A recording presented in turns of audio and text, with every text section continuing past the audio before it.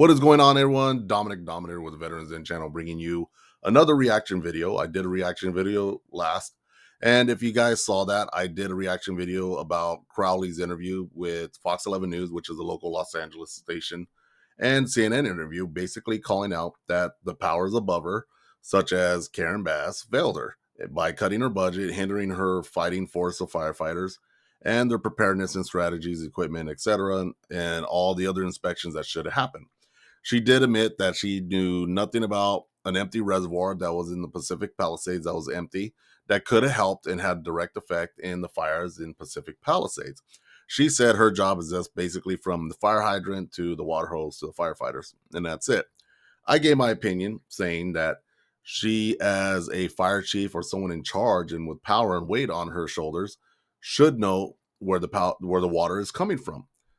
Now, in between where the water is coming from and the fire hydrant is DWP, Department of Water and Power in Los Angeles. So a interview popped up yesterday with Janisse Quinones, who is the chief engineer for DWP, did a interview on KBLA 1580 Talk Radio on the Dominic Prima show. And this aired, I believe, sometime in May, maybe May 10th, May 6th. I mean, I'll have the YouTube video, the complete interview in the description below. But on X and other social media, there was a small portion of that interview that's been going around talking about how she was pushing, once again, an agenda. And just third or fourth person now involved in this whole mess, pushing DEI and all that other stuff. What is crazy is that everybody's pretty much been on camera talking this and that.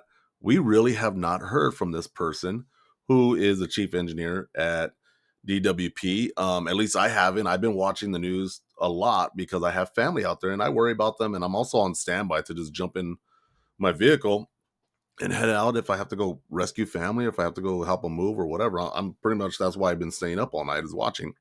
But this person has doubled the income of the former DW chief engineer, who made just under 400,000, which was Martin Adams.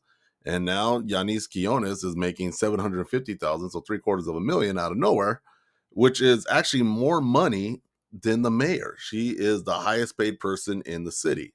So let's go ahead and look at the video of this interview. It's only 1 minute long, but I'll give my opinion, reaction, all that other stuff. And go ahead, let me know what you think in your comments below, but let's get right into it. You call it powered by equity, and I know that it's been really important for the DWP to put an equity lens on everything. Yes. Yeah. And that's the number one thing that attracted me to this role. Coming from the communities that I come, seeing what I've seen through my career in utilities and through the military. I've been in the Coast Guard 19 and a half years now, so I got 6 more months to qualify for my 20 years, which was my original goal. Wow. Congratulations. So I'm wondering, I didn't look into, I mean, I'll look into it in between this break, between giving my reaction to this and editing. I'm assuming she is a reservist, because I'm not totally sure how you can be active duty Coast Guard and pick up this job in May and then 6 months later in November, retire 20 years. So I'm assuming she is a reservist. Her background is she's originally from Puerto Rico. Her mom worked in the electricity utilities in Puerto Rico. She was very good at math, got into engineering, became an engineer. So I'm assuming that's part of the reason why she got the job. Who knows? Because she has an engineering degree. She's Puerto Rican and a female.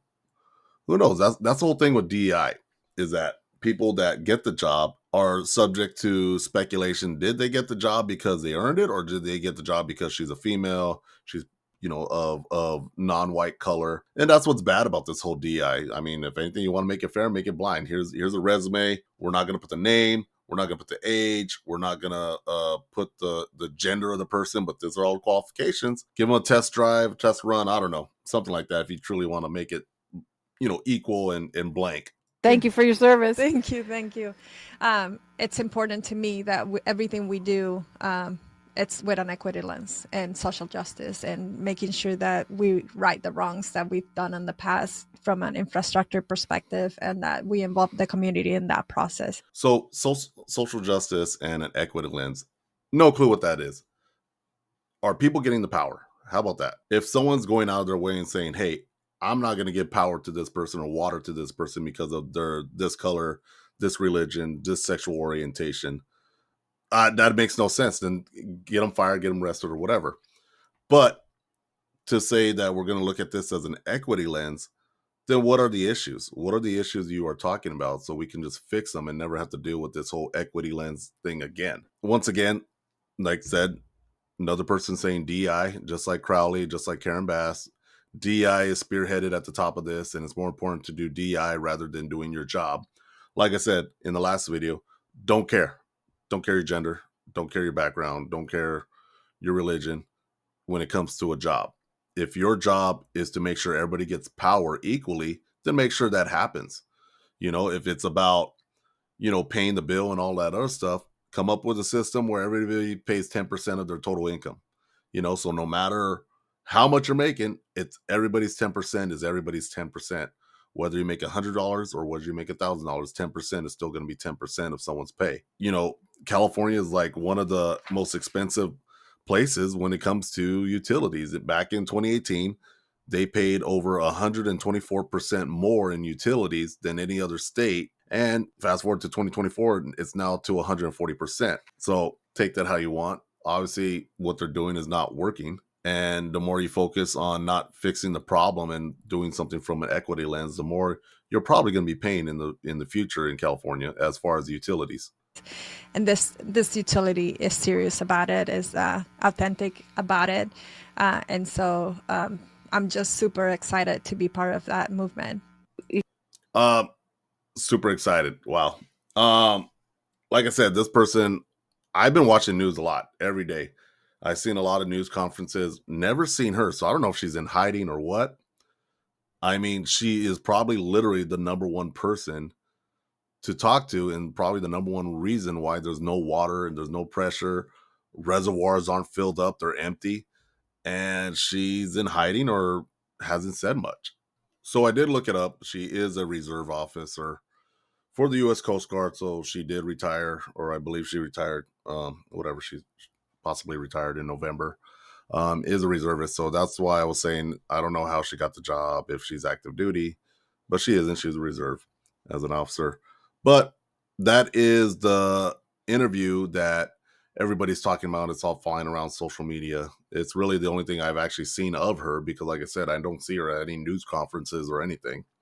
I will have the complete and total interview in the description below so you can see the whole thing. But it's just that portion right there everybody's talking about, because once again, we're going to spearhead DEI and not worry about our job or filling up reservoirs.